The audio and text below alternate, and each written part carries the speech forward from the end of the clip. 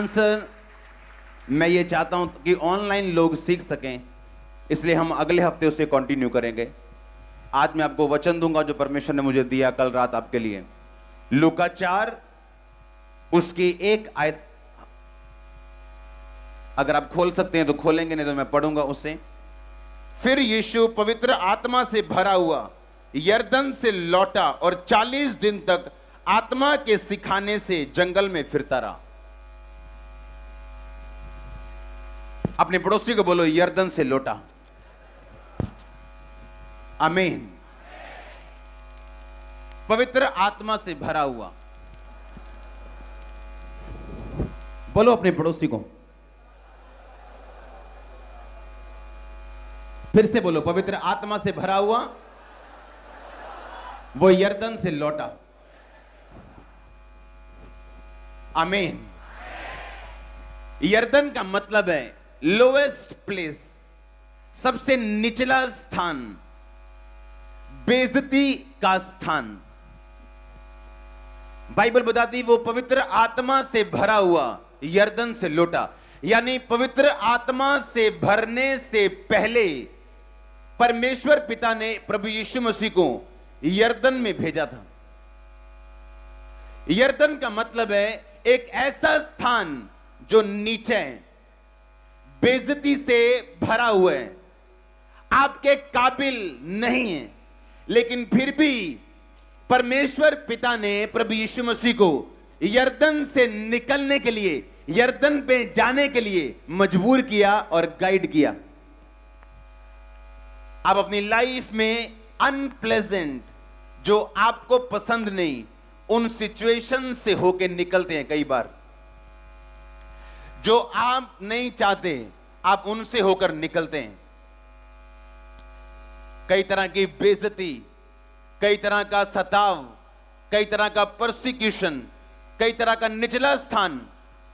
तो मेरे पास आपके लिए गुड न्यूज है, अगर आप प्रभु पे विश्वास करते हैं आप एक गवाही के साथ वापस आने वाले हैं। हालेलुया। अपने पड़ोसी से पूछो, बोलो पड़ोसी क्या तू भी निकल रहे है ऐसी परिस्थिति से? तो डर मत, क्योंकि तू पवित्र आत्मा से भरा हुआ और गवाही के साथ लौटेगा, क्योंकि तेरा परमेश्वर भी ऐसे लौटा था। आमीन। अगर आप अमेरिका जाएं तो कई लोगों को पहले यूके जाना पड़ता है, इंग्लैंड जाना पड़ता है, और इंग्लैंड बाद फ्लाइट लैंड होती है, फिर अगली फ्लाइट पकड़ते हैं और फिर वो अमेरिका जाते हैं। अगर आप नाइजीरिया जाते हैं तो पहले आपकी फ्लाइट दुबई लॉन्च होती है या अबू धाबी जाती है, फिर वो नाइजीरिया जाती है। एक विश्वासी अपनी लाइफ में ये मोमेंट, ये पल जरूर फेस करता है अपनी लाइफ में, जब उसे ऐसा लगता है कि वो नीचे जा रहे हैं, बावजूद कि वो प्रार्थना करने वाला, दशवंत देने वाला और पवित्र क्रिश्चियन है, पर आपको ऐसा लगता है कि आप नीचे आ रहे हो, लेकिन परमेश्वर आपकी फाइनल फ्लाइट में आपको बिठाने जा रहे हैं। आपको ऐसा लगता है, ये आपको ऐसा लगता है कि मैं नीचे जा रहा हूं। एक क्वेश्चन था, आज हम फिर पढ़ेंगे उसे, कभी आज नहीं पढ़ूंगा मैं, क्योंकि मैं ये चाहता हूं आप नोट कर सकें और ऑनलाइन भी लोग सीख सकें। एक क्वेश्चन था कि मैं इतने सालों से प्रेयर कर रहा हूं, मैं इतने सालों से प्रार्थना कर रही हूं, लेकिन क्यों मेरी जिंदगी वहीं की वहीं? ऐसा आपको लगता है, ऐसा आपको लगता है आपकी जिंदगी वहीं की वहीं, क्योंकि आप इन शारीरिक आंखों से और इस छोटे दिमाग से, है तो ये बहुत बड़ा पर प्रभु के सामने छोटा है, आप उसके हिसाब से अपनी लाइफ को और क्रिश्चियनिटी को जांचने की कोशिश कर रहे हो। जब प्रभु यीशु मसीह 30 साल के हो गए थे, ये जानते हुए भी कि मैं परमेश्वर का बेटा हूं, मुझे प्रभु के भवन में होना चाहिए, बाइबल बताती फिर भी वो अपने पिता के साथ कारपेंटरी की जॉब कर रहे थे। अपने घर में एक आम जीवन व्यतीत कर रहे थे। कलीसिया में हफ्ते में 1-2 दिन जाना और फिर वापस आके काम करना, बावजूद प्रार्थना करने के, ये पता होने के भी। आज से आप प्रेयर करेंगे, होली स्पिरिट सुनो, आप प्रेयर करेंगे, सुन लो प्रेयर कि मुझे अपना पेशेंस, मुझे अपना धीरज, अपना संयम प्रदान कर, क्योंकि इसके बिना आप कभी नहीं समझ सकते परमेश्वर ने आपकी लाइफ के लिए क्या रखा हुआ है। एक क्वेश्चन था, मैं 10 साल से प्रेयर कर रही हूं, मैं 5 साल से प्रेयर कर रही हूं, फास्टिंग कर रही हूं, पवित्रता में हूं, पर मेरी जिंदगी वहीं की वहीं खड़ी।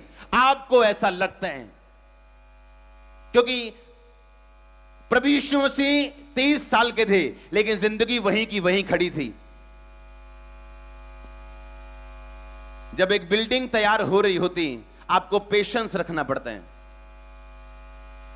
जितनी बड़ी बिल्डिंग तैयार हो रही होती, उतनी नींव तैयार होती, दीवारें तैयार होती, मोटे मोटे सरिये पड़ते, लेकिन एक टाइम आता जब बिल्डिंग तैयार होती। जब 30 साल की उम्र में भी प्रभु यीशु मसीह के पास दिखाने के लिए कुछ नहीं था, बोल सकते हो आमीन। आप इमेजिन करो, जब प्रभु यीशु मसीह 30 साल के थे, तभी भी उनके पास दिखाने के लिए कुछ नहीं था। अपनी एडवर्सरी, अपने मुश्किल सिचुएशन में आपके दिमाग में क्या आता है और आप मुंह से क्या बोलते हैं, ये आपकी जिंदगी को निर्धारित करेगा।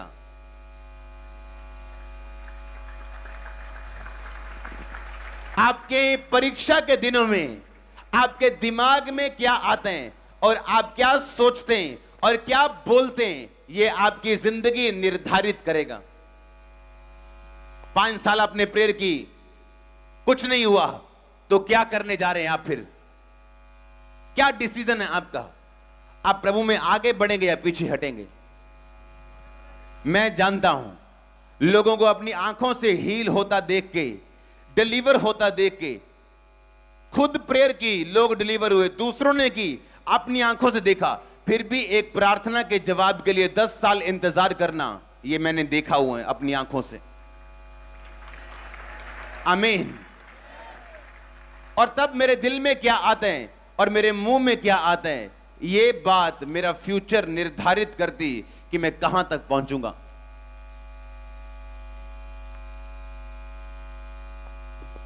लिखा, वो पवित्र आत्मा से भरा हुआ यरदन से लौटा। जो लोग यरदन में नहीं गए, वो पवित्र आत्मा से भरे हुए और गवाही के साथ भी कभी नहीं लौटे। यरदन एक लोवेस्ट प्लेस है, निचला स्थान। उसे आप बेइज्जती का स्थान बोल सकते हो, गंदगी का स्थान बोल सकते हो, निचला स्थान बोल सकते हो, जहां से प्रभु यीशु मसीह लौटे, क्योंकि परमेश्वर ने, आत्मा ने वहां जाने के लिए बोला। आपके दिमाग में सवाल आ सकते हैं, मैं क्रिश्चियन हूं, फिर भी ये सिचुएशन क्यों? आप गरीब हो सकते हैं और हेवन में फेवरेट हो सकते हैं। आप बीमार हो सकते हैं, फिर भी प्रभु के दोस्त हो सकते हैं। पर वो बीमारी मृत्यु की नहीं, परमेश्वर की महिमा के लिए है।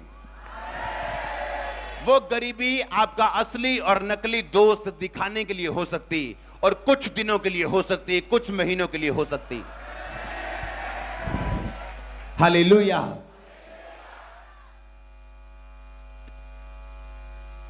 अगर एक क्रिश्चियन यरदन से नहीं निकला, निचले स्थान से नहीं निकला, वो कभी पवित्र आत्मा से नहीं भरा, ना ही कभी परमेश्वर की योजना को समझ पाया। वो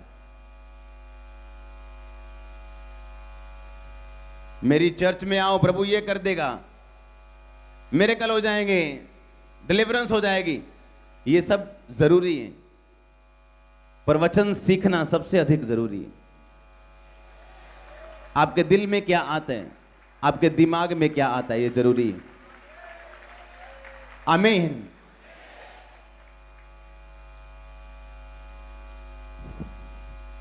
कहां से लौटा वो?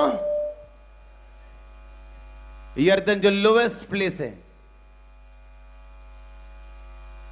नीचला स्थान है, नीवा स्थान पंजाबी च कहंदे जिन्नू, बेइज्जती नाल भरिया होया छोटा स्थान है, जिथे कई बार तुसी निकलते हुए महसूस करते हो अपनी लाइफ तो। याद रखो, जब आप यर्दन में जाएंगे तो कुछ लेके लौटेंगे वहां परमेश्वर से। पर अगर आप कंप्लेंट करेंगे मैं यर्दन में क्यों, मुझे तो यरूशलेम में होना चाहिए, मैं यर्दन में क्यों, मुझे तो ऊंचे स्थान पे होना चाहिए,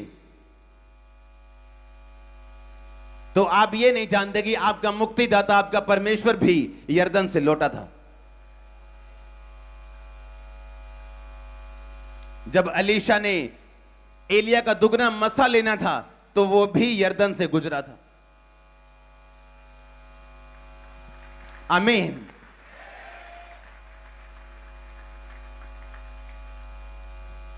जिसने यर्दन नहीं देखा उसने कोई चमत्कार भी नहीं देखे, उसने कोई हीलिंग भी नहीं देखी, उसने कोई मुक्ति भी नहीं देखी। अगर आप यर्दन में जा रहे हैं और प्रभु आपको निकाल रहे हैं यर्दन से, तो कंप्लेंट करने की बजाय उसका थैंक्स करना आज के बाद।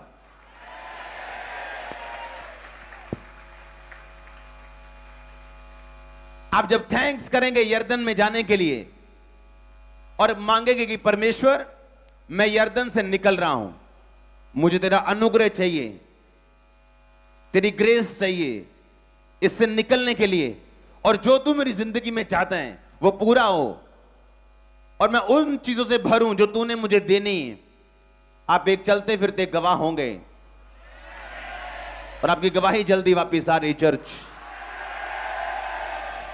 जोर से बोलो हालेलुया, आमीन।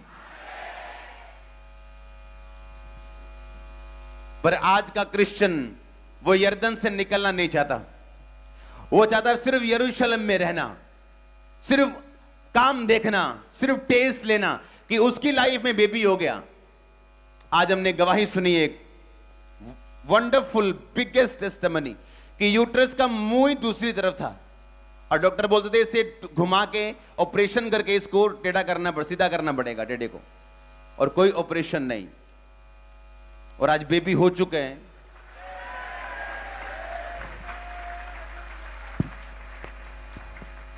क्या ये काम हमें प्रभु में चलने के लिए उत्साहित नहीं करते?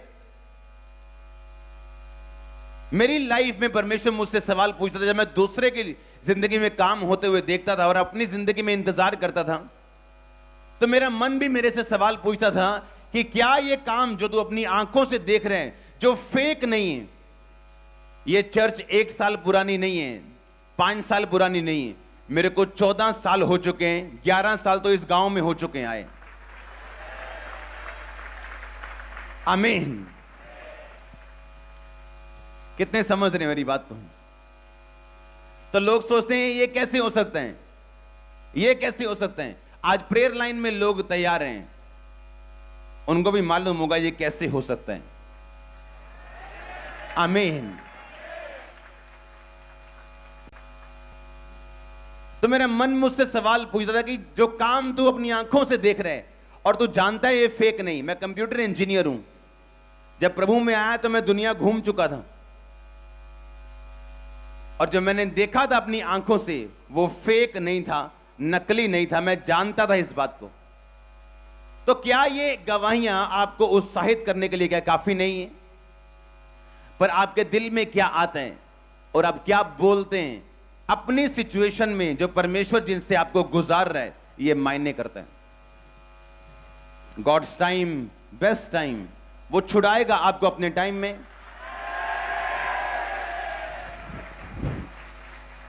अगर आपको आज सारा कुछ मिल जाए तो आपके लिए, आपके पास देने के लिए कोई गवाही नहीं। मैं नहीं समझता आप एक मजबूत मसीही हैं। अगर आज आपको सब कुछ मिल जाए तो मैं नहीं सोचता कि आपको परमेश्वर के दिल के बारे में समझ आ पाएगी। आप उसके दिल को कभी नहीं समझ पाएंगे, आप परमेश्वर के माइंड को कभी नहीं समझ पाएंगे, आप उसके साथ कभी रिलेशनशिप नहीं रख पाएंगे, क्योंकि आपने जो चाहा आपको मिल गया। वो आपके लिए एक बाबा है बस, परमेश्वर नहीं। क्योंकि आपको मिल गया तो आप बैठे हो, अगर नहीं मिला तो कहीं और बैठे हो।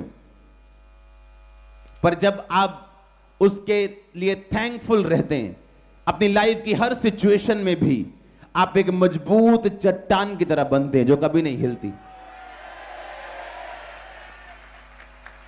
मसा लेना बड़ी बात नहीं, आप 40 रोजे रखो, प्रभु में चलो, आपको मसा मिल जाएगा, पर उसको मेंटेन करना बड़ी बात है। और कैरेक्टर मसे को मेंटेन करता है, सेवकाई को मेंटेन करता है। हालेलुया। ये तो आज आप चर्च में आए, चर्च में मसा काम कर रहा है, तो आपको ब्लेसिंग मिल गई, आपको बरकत मिल गई, पर आपने अपना कैरेक्टर मेंटेन नहीं किया। आप रॉकेट की तरह होंगे जो चलता है पटक, एडी हवा च शुरली उड़ती है, हाँ उड्डे ठा, पता ही नहीं लगा किथे गए। क्यों? कैरेक्टर नहीं। मसे के कारण ब्लेसिंग तो मिल गई, पर कैरेक्टर ना होने की वजह से मेंटेन नहीं कर पाए। आप प्रार्थना करेंगे तो परमेश्वर आपको वरदान दे सकता है। ये वरदान है, जिस पे तू ये रुमाल लगाएगा, सुनो सुनो सुनो सुनो सुनो, और वो लोग चंगे होंगे, क्योंकि मैं इससे खुश हूं, मैंने इसको वरदान दिया।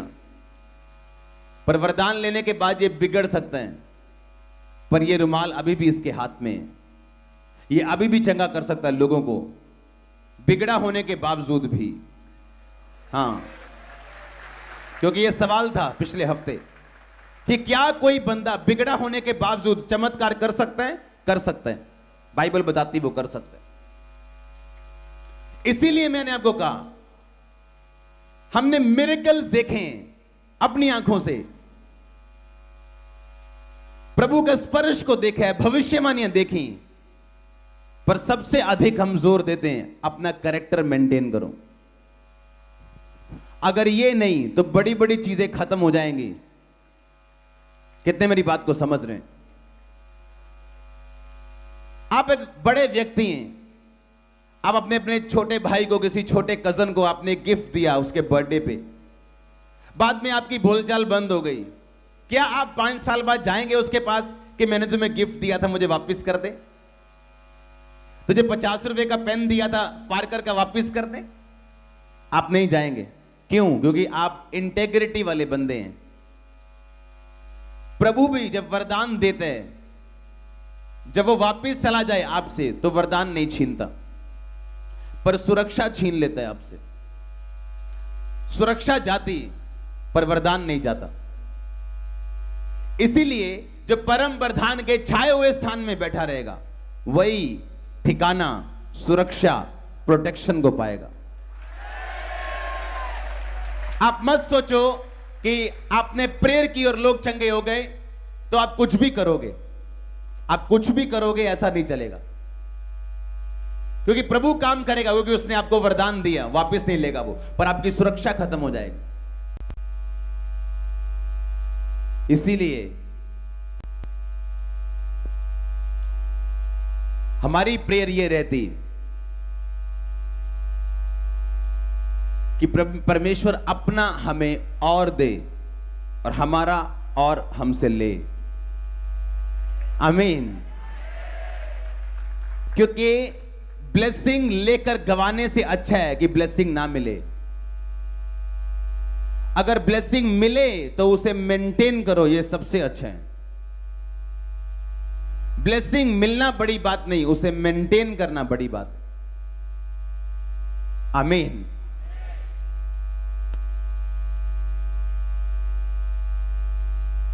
हालेलुया।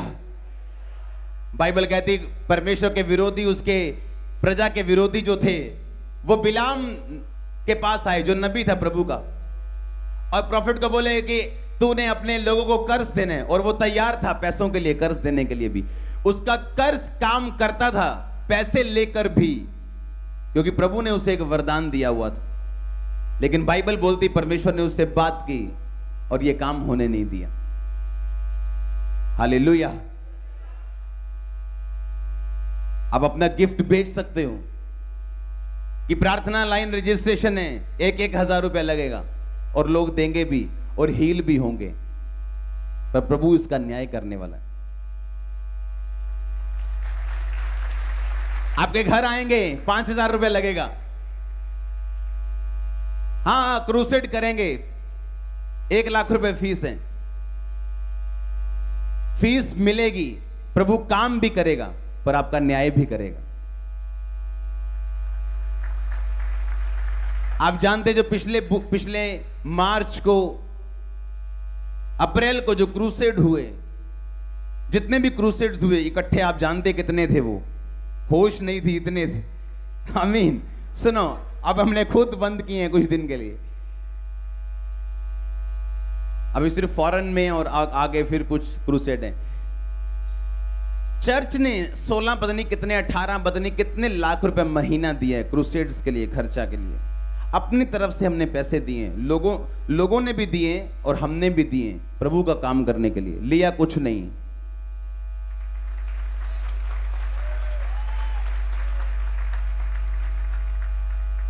मैंने लोगों को बताया कि इंग्लैंड में लोग जब जाते हैं ना तो पाउंड्स लेके आते हैं। जब मैं इंग्लैंड से आया तो मेरे पास पर्सनल एक भी पाउंड नहीं था। जो लोगों ने मुझे गिफ्ट दिया, एक परफ्यूम, एक आध और चीज, वही मेरा था, बाकी कुछ मेरा नहीं था। आमीन। आपको यह ध्यान रखना है कि अगर प्रभु ने आपको सबसे ज्यादा ऊंचा किया है, आपकी मेंटेनेंस भी सबसे ज्यादा होनी चाहिए। अगर आपका घर सबसे बड़ा है तो पेंट भी सबसे ज्यादा लगेगा, नौकर भी ज्यादा होंगे, सफाई कर्मचारी भी ज्यादा होंगे। और अगर आपने बड़ा घर बना लिया और आपने मेंटेन नहीं किया तो एक छोटा घर जो सुंदर है वो बड़े घर से ज्यादा अच्छा लगेगा। हां, तो इसीलिए जब परमेश्वर ने ये बड़ा घर मुझे दिया तो मेरी ये जिम्मेवारी बनती, मैं इसको मेंटेन करके रखूं। हालेलुया। आप अपनी लाइफ में कभी अच्छे दिनों में नहीं सीखते। आप अपनी लाइफ में सीखते हैं अपने चैलेंज, अपनी चुनौती वाले दिनों में। कभी नहीं सीखते आप तब सीखते हैं जब आप यर्दन से होकर निकलते हैं। आप तब सीखते हैं जब आप किसी सिचुएशन से होकर निकलते हैं। और ऐसी सिचुएशन से, ऐसी मुश्किलों से निकला हुआ विश्वासी जो परख से निकला हुआ है, उसका कोई तोड़ नहीं है लोगों के पास। वो परमानेंट है, चट्टान की तरह। क्या गवाही है आपकी? अगर आप परीक्षा से नहीं निकले तो, अगर परमेश्वर ने आपको सब बातों का जवाब दे दिया तो मैं नहीं मानता आपकी गवाही मजबूत है। पर अगर आप परख से निकले, सताव से निकले, आपने हर कोर्स पूरा किए, आपने हर क्लास अटेंड किए, प्रभु के निकाले हुए हर चीज से आप निकले हो, तो मैं नहीं समझता कि आप लो लेवल विश्वासी हो। आप हाई लेवल में हो, हाई ग्रेड में हो। आमीन। आपको यह बात समझनी है। अपने पड़ोसी बोलो, जब तू यर्दन से निकले, बोलो पड़ोसी को, तो चिंता मत कर, निराश मत हो, क्योंकि प्रभु यीशु मसीह जो तेरा मुक्तिदाता है, वो यर्दन से जब लौटा तो पवित्र आत्मा से भरा हुआ था। जब तू लौटेगी, बोलो जब तू लौटेगा तो तू भी अपनी गवाहियों से भरा हुआ लौटेगा। ये आप प्रोफेसी कर रहे हो अपने पड़ोसी के लिए। आमीन। इसलिए आपको कंप्लेंट नहीं करनी जब आप ऐसी सिचुएशन से निकले जो आपके काबिल नहीं है, और आप सोचो मैं इसके काबिल नहीं हूं, इस सिचुएशन से निकलने के लिए मैं डिजर्व नहीं करता इस बेइज्जती को, इस प्रॉब्लम को, इस मुश्किल को। एक क्वेश्चन किसी ने डाला हुआ था, सच्चे मन वाले को सब तंग क्यों करते हैं? उसका जवाब मैं दूंगा आपको अगले हफ्ते। आमीन। और अगले हफ्ते जब क्वेश्चन आंसर्स होंगे, आपको पता लगेगा कि सचमुच प्रभु ने मेरे दिमाग को वॉश किया है और ने ब्लड से धोया है। क्योंकि शैतान आपके दिमाग में आता है सवाल खड़े करने के लिए। हालेलुया। इसलिए लिखा, सत्य से अपनी कमर कस। आपकी कमर आपकी ये वाली कमर नहीं जहां आप बेल्ट बांधते हो, आपकी कमर आपकी बुद्धि है। क्योंकि बाइबल बताती है पतरस की पत्री में कि अपनी अपनी बुद्धि की कमर क्या कर लो, कस लो। यीशु मसीह को शैतान उस आके बोला, इन पत्थरों को बोल क्या बन जाएं, रोटियां। प्रभु यीशु मसीह ने कहा वचन में लिखा है। क्योंकि अगर आप वचन में नहीं जानते क्या लिखा है, या प्रभु आपकी उस सिचुएशन में आपको क्या कहते हैं, या परमेश्वर की इस स्थिति में क्या मर्जी है, अगर आपको ये नहीं पता तो शैतान आपसे जीत सकता है कुछ दिनों के लिए, जब तक आप वचन में लौटते नहीं हैं। यीशु मसीह ने कहा लिखा है इंसान अकेली रोटी से नहीं। फिर शैतान ने कहा अपने आप को ऊपर से नीचे गिरा, तेरे वचन में लिखा है दूत तुझे संभालेंगे। परमेश्वर ने कहा लिखा है कि तू अपने प्रभु अपने परमेश्वर की कभी परीक्षा ना कर। शैतान लिखे से हारता है, जो लिखा हुआ है बाइबल में। एक सवाल था, परमेश्वर की मर्जी में कैसे जानूं? तो मेरा भी काउंटर सवाल है आपके लिए, कितनी बार बाइबल पढ़ी है पूरी? नहीं पढ़ी जी। कितना रोज टाइम देते हो बाइबल को? नहीं देते जी। अगर आप लिखित बाइबल नहीं पढ़ सकते, परमेश्वर आपसे कभी बात भी नहीं कर सकते।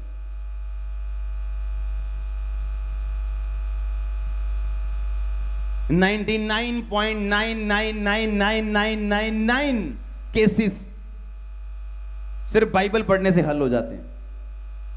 आपके सवाल जितने हैं, और लाखों में एक होगा जहां प्रभु आत्मा के साथ अगुवाई करते हैं, पर बाइबल तो पढ़ी नहीं कभी, वो तो खोली नहीं।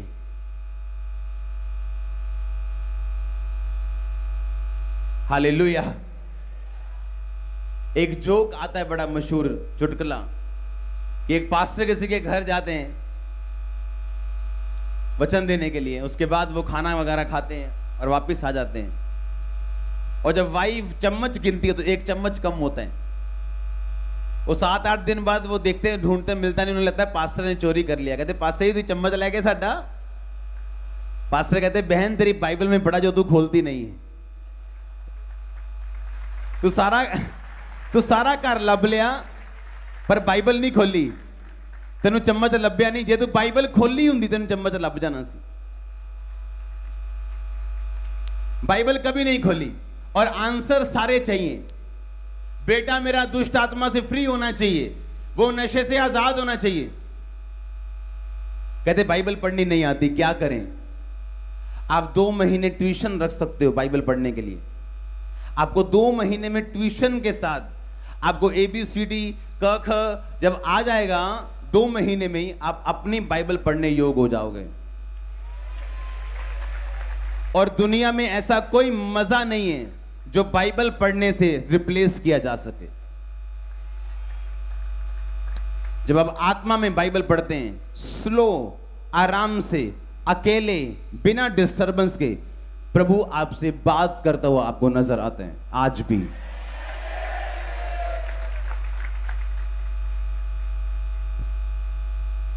आपकी लाइफ के बुरी सिचुएशन में,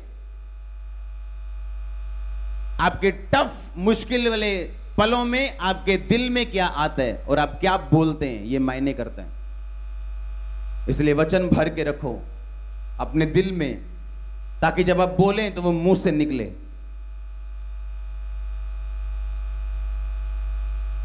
लोगों की बहुत सारी परिस्थितियों के लिए परमेश्वर जिम्मेवार नहीं है, उनकी अज्ञानता जिम्मेवार है। हालेलुया। जोर से बोलो एक बार हालेलुया।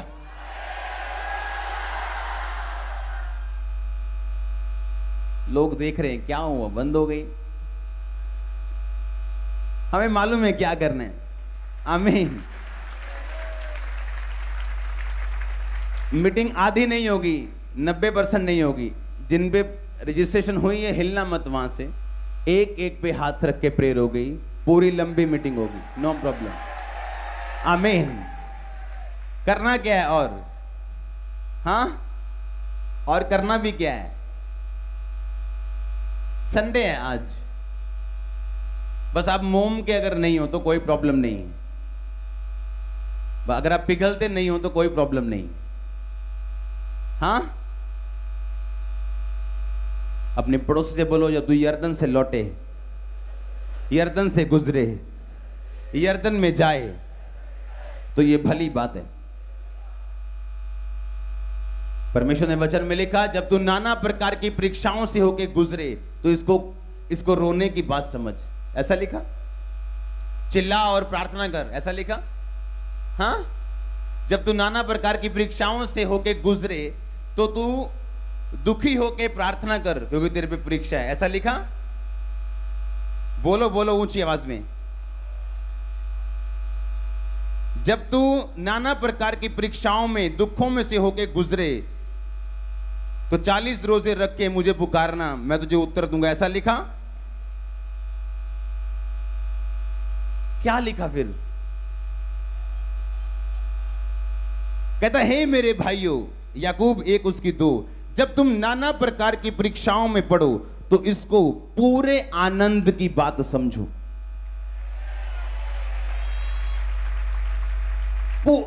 थोड़ा आनंद नहीं, कहता पूरा आनंद, कंप्लीट, कहता जॉय। आपकी लाइफ का हिस्सा हो आज से आनंद। मैं नाच सकता हूं यहां पे बिना म्यूजिक भी।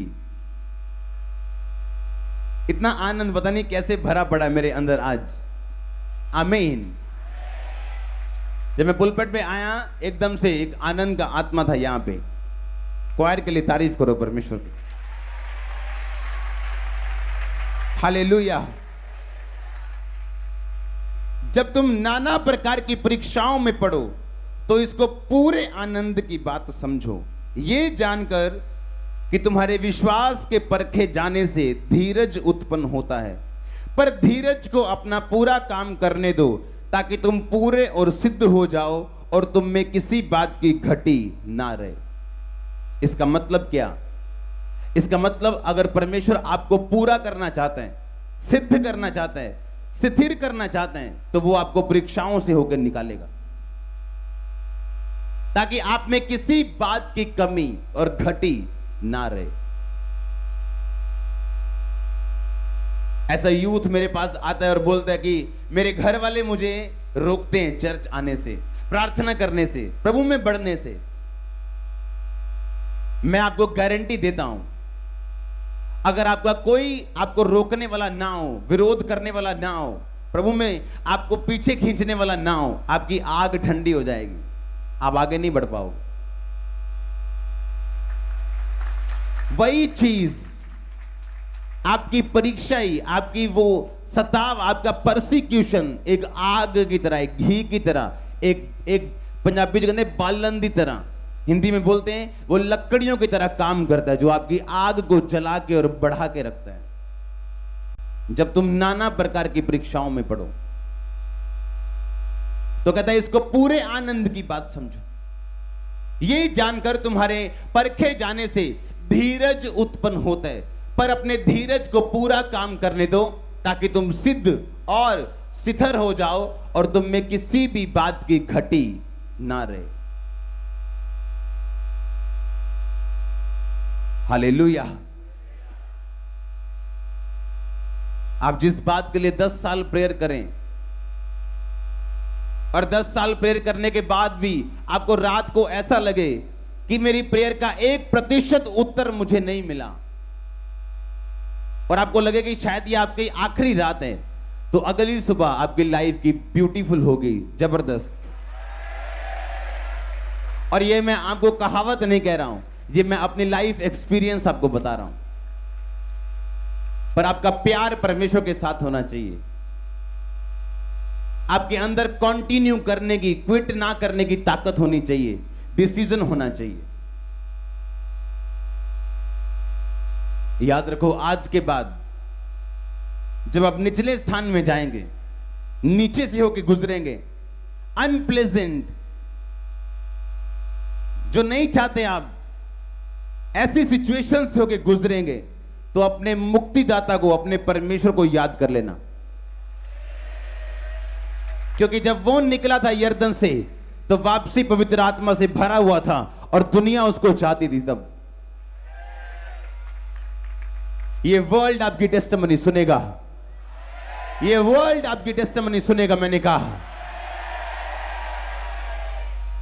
जोर से बोलो हालेलुया, जोर से जोर से जोर से आमीन।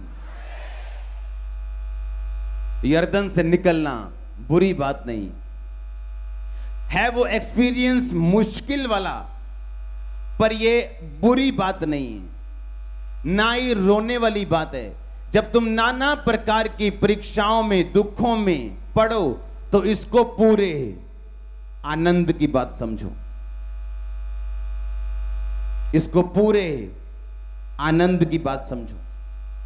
अब जब यहां से वचन सुन के वापिस जाओ, अपनी परीक्षा को याद करो। अगर वो पाप की वजह से है तो माफी मांगो। आज सुबह परमेश्वर ने मुझे बताया कि कोई भी गलती जो आपने पास्ट में की है, अगर हम एक बार माफी मांगेंगे, परमेश्वर भूल जाएगा उसे। और मैं फिर से खड़ा होते हुए देख रहा हूं लोगों को, आमीन। आपने कोई भी मिस्टेक का असर आपकी लाइफ में रहता है, आपको कुछ चीजों से फिर होके गुजरना पड़ता है, लेकिन परमेश्वर मर्सीफुल है, वो दयावान है, आमीन। वो आप पे दया करेगा, फिर से आपको आनंद प्रदान करेगा, फिर से मसा देगा आपको, आमीन।